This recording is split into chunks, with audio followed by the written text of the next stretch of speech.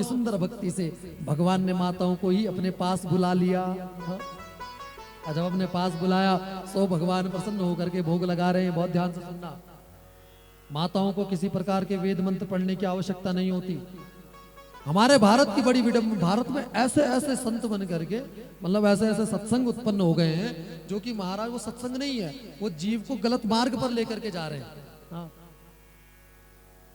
गायत्री मंत्र की तो क्या दुर्दशा कर दी हमारे भारत में। पास में ही हरिद्वार में एक आश्रम है, उसे कहते हैं शांति कुंज।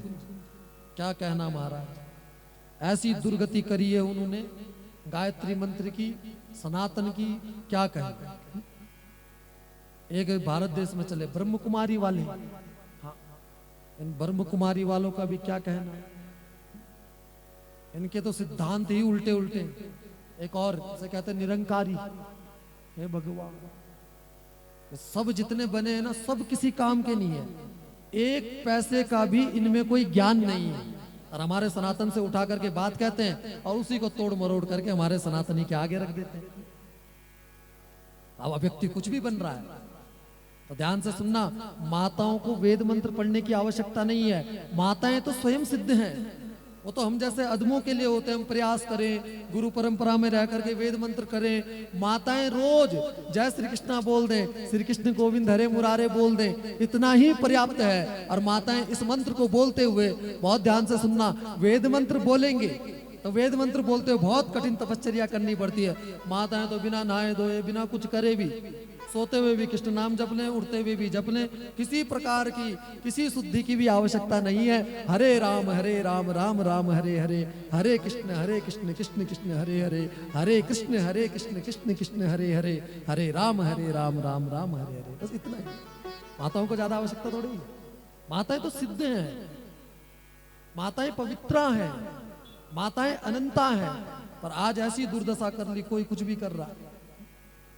सत्संग के नाम पे भारत देश में पता नहीं क्या क्या हो रहा है। मैं कहूं सत्संग के नाम पे जहां भीड़ दिखती है, मैं तो बहुत सारों को देखता हूं भगवा धारण करके वो भी पहुंचे रहते हैं। जहां उन्होंने देखी ज्यादा भीड़ हो रही है, चलो ब्रह्म कुमारी। जहां उन्होंने देखी ज्यादा भीड़, बोले चलो निरंकारी। अच्छा, एक सत्संग भारत देश में चला, उस सत्संग का नाम है राधा स्वामी। तो मैंने सोचा कुछ राधा रानी का होता होगा, तो हम सहारनपुर में किसी परिवार में गए। अब किसी परिवार में गए हम, तो हमने सोचा कुछ राधा रानी का, तो उन्होंने राधा स्वामी ले रखा था। अब के लोग सत्संग करते नहीं है, सत्संग लेते हैं। हाँ, ये लेने वाले बड़े खराब हैं। अब मैंने सोचा, मैंने मैया से पूछा, मैया राधा रानी की भक्ति करती हो आप तो राधा स्वामी। बोले महाराज राधा रानी का कुछ नहीं होता हमारे यहाँ। हाँ, राधा रानी का तो नाम भी नहीं लेते, और नाम है सत्संग का राधा स्वामी, सत्संग वाले व्यास, ऐसा नाम है। बताओ, राधा रानी का कोई ज्ञान नहीं। ऐसी दुर्दशा कर दी समाज की कि आज हम अपने सनातन वांग्मय जो सनातनी ग्रंथ हैं उनसे ही अलग हो गए। हमने पूजा पाठ करनी बंद कर दी, सत्संग करना, कथा करनी बंद कर दी। कितने घरों में हम जानते दिए नहीं जलते, उन्होंने पितरों को बाहर फेंक दिया। ऐसे ऐसे घर हैं। ध्यान से सुनना, पुण्य नहीं हो रहा है, बहुत बड़ा पाप हो रहा है और बहुत बड़ा सनातन में अपराध हो रहा है। अपराध मत करो, इन सब अधर्मों को छोड़ो, धर्म की ओर बढ़ो, और धर्म की स्थापना के लिए भगवान श्री कृष्ण ने जो गीता में कहा है वो करो, भगवान राम जी ने जो किया है वो करो, भगवान कृष्ण ने जो सदमार्ग बताया है वो सदमार्ग पर चलो। इनका कोई धर्म नहीं। वो क्या होता है ना, एक बार एक व्यक्ति रहता है। अब एक व्यक्ति रहता है तो उस व्यक्ति की नाक कट जाती है। अच्छा, व्यक्ति की नाक कटती है तो महाराज अब उसे लोग चिढ़ाने लगे। अब नाम रहा होगा कुछ भी, तो उसे बोलने लगे। अब जिसके मामा जी वो कहे नकट्टे मामा जी आ गए, जिसके चाचा जी वो कहे नकट्टे चाचा जी आ गए, जिसके भैया वो कहे नकटे भैया जी आ गए। अब इससे बड़ी प्रॉब्लम होने लगी। दिक्कत, सब मुझे नकटा कहते हैं, हर रिश्ते के आगे नकटा लगा देते हैं। अब महाराज इसने कुछ सोचा, गया ये बढ़िया, कहीं इसने भगवा वस्त्र धारण कर लिया। अब महाराज कुछ भी पहना, सब कुछ भी पहन करके महाराज जी हो गए।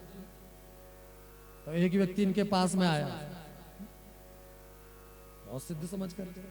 अब पास में आया तो व्यक्ति ने पूछा, महाराज आप सिद्ध है? ने बोला बहुत सिद्ध है, हम भगवान से सीधे बातें करते हैं, बोलो तो तुम्हें भी मिलवा दे। अब सामने वाले ने सोचा भगवान से मिलना है तो कोई भी कीमत देनी पड़े हम देंगे, भगवान से मिलन तो होगा। अब महाराज जब ऐसा कहा तो इस व्यक्ति ने कहा, देखो भगवान से तुम्हें मिला दूंगा, बस ये मेरे सामने बैठे हुए, क्या करना पड़ेगा? बोले भगवान से मिलना है तो तुम्हें अपनी नाक कटवानी पड़ेगी। महाराज जी नाक तो नहीं कटवा सकते। बोले मैंने भी तो कटवाई है, ये सामने देखो भगवान में बैठ करके मेरे से बातें कर रहे हैं। अब इसने सोचा भगवान सही में सामने बैठे हुए हैं, कोई भी कीमत देनी पड़े, चलो नाक ही कटवा देते हैं, भगवान तो दिखेंगे। अब इसने ऐसा सोचा, सो महाराज इसने नाक कटवा दी। तो बोले महाराज जी अब भगवान दिखाओ। तो महाराज जी ने कहा कि कोई भगवान भगवान नहीं है, पहले मेरी एक की नाक कटी हुई थी, अब दो की कट गई, पर खबरदार अगर तूने तीसरे को बताया नहीं तो लोग तुझे नकट्टा कहेंगे। तीसरे को यही कहना कि नाक कटने से भगवान मिल जाते हैं। अब महाराज प्रचार प्रसार हुआ।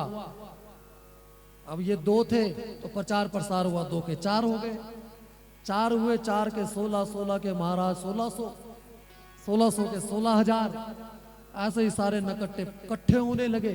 अब जहां देखी भीड़ तो वहां हम भी घुस गए, हम भी बन गए गुरु जी, गुरु वो महाराज जी वाले, बाबा जी वाले। तो वैसे ही जैसे वो नकट्टे थे ना, वैसे ये सारे भी नकट्टे ही हैं। इन्होंने भी भीड़ इकट्ठी करी है, जहां भीड़ दिखी हमारे सनातनी का तो क्या कहना, वहीं इकट्ठा हो जाता है जहां से भीड़ दिखती है। तो कोई धर्म नहीं हो रहा है। जितने कथा और हमारे वांग्मय के बाहर जो भी धर्म की बातें होती है सब झूठी है, सब गलत है, सब केवल आडंबर है और ढोंगे, इसके सिवा कुछ नहीं है। व्यासपीठ से कथा होती है, व्यासपीठ से धर्म का खूब प्रकाश धर्म पर डाला जाता है, धर्म की खूब गंगा बहती है। व्यासपीठ से कथा सुने और हमारी वैदिक वांग्मय जो पीठ है धर्म को बढ़ाने में सबसे आगे है। इस धर्म से जुड़े और वैदिक आध्यात्मिक ज्ञान को प्राप्त करें। हम सनातनी हैं, हम सनातन को जानें।